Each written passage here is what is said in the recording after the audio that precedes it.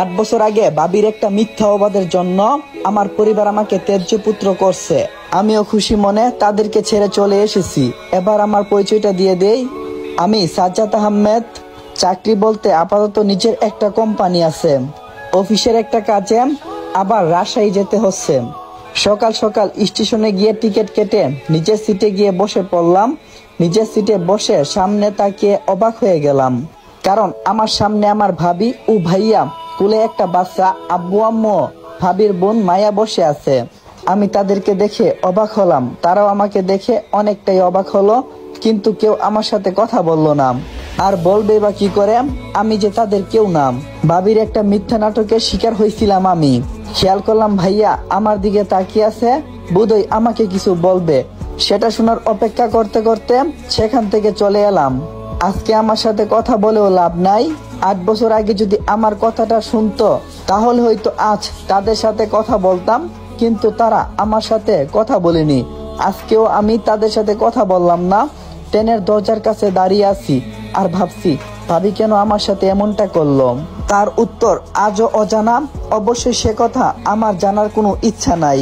ট্রেনের দরজার কাছে দাঁড়িয়ে বাইরে তাকিয়ে থাকতে থাকতে হঠাৎ করে আমার অতীত মনে পড়ে গেল। 8 বছর আগে সবে মাত্র ইন্টারে পরীক্ষা দিছিলাম। পরিবার বলতে আমি, আব্বু এবং ভাইয়া। একদিন নিজের রুমে বসে বসে ফেসবুক চালাচ্ছিলাম। তখনই আব্বু আমার রুমে এসে আমার হাতে কয়েকটা কার্ড ধরিয়ে দিয়ে বললেন, এই নে তোর বড় ভাইয়ের বিয়ের কার্ড, তোর বন্ধু বান্ধবকে দিয়ে বিয়েতে আসতে বলবি। আমি কার্ডগুলো একটু খুলে দেখলাম, ভাইয়ার বিয়ের কার্ড। বিয়ের সময় দেখলাম পরশু বিয়ে ঠিক করছে, আমাকে বলল না। আর আব্বু আমার পাশে বসে বললেন, এই যে এখন বললাম, তুই কি তোর ভাইয়ের বিয়েতে থাকবি না? আমি কার্ডগুলো টেবিলের উপরে রেখে বললাম, আমাকে কেউ দেখছো কারো বিয়েতে থাকতে? আর এসব আমার ভালো লাগে না, যার জন্য আমি তাকি না।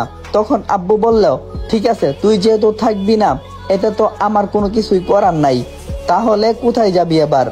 আমি বললাম, ভাবছি কক্সবাজার যাব। আব্বু বলল, ঠিক আছে।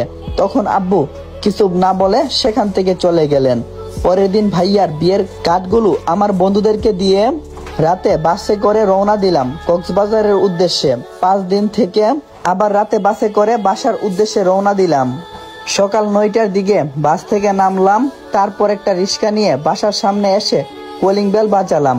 একটু পর কেউ একজন এসে দরজা খুলে দিল। এটা আপাতত কোনো মেয়ে। মেয়েটিকে প্রথম দেখেই আমি হা হয়ে গেছি, একদম পরীর মতো দেখতে। আমি সেদিন খেয়াল করলাম না, নিজের রুমে চলে এলাম। মেয়েটি আমার ভাবিও হতে পারে, বলা যায় না।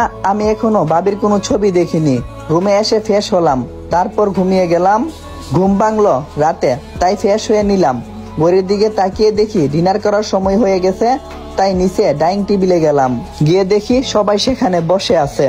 আমিও তাদের সাথে বসলাম। তবে ডাইনিং রুমে 2 জন অচেনা মেয়ে বসে আছে। বুঝলাম একজন আমার ভাবি, তবে আরেকজনকে সেটা বুঝতে পারলাম না।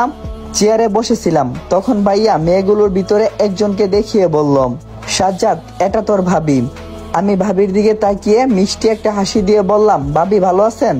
ভাবি আমার দিকে বিরক্ত করে একটা ভাব নিয়ে বলল, ভালো আছি। আমি বুঝে গেলাম ভাবি আমার সাথে কথা বলতে চাই না, তাই তখন আমি কোনো কিছু বললাম না। তারপর ভাইয়া আরেকটা মেয়ের সাথে আমার পরিচয় করিয়ে দিল। মানে সকালে যে দরজা খুলে দিয়েছিলাম সেটা। সে হলো আমার ভাবির বোন, নাম মায়া।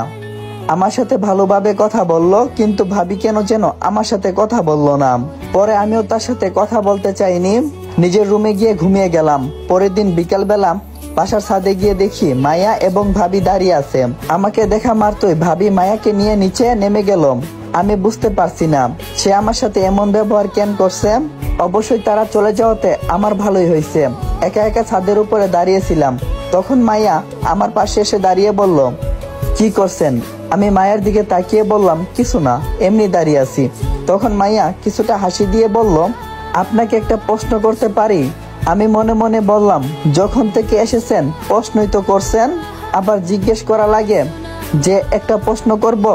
আমি কিছু বলি না দেখে আমার বাম কাঁধে ধরে একটা ঝাঁকুনি দিয়ে বলল, কি হয়েছে, কিছু বলছেন না কেন?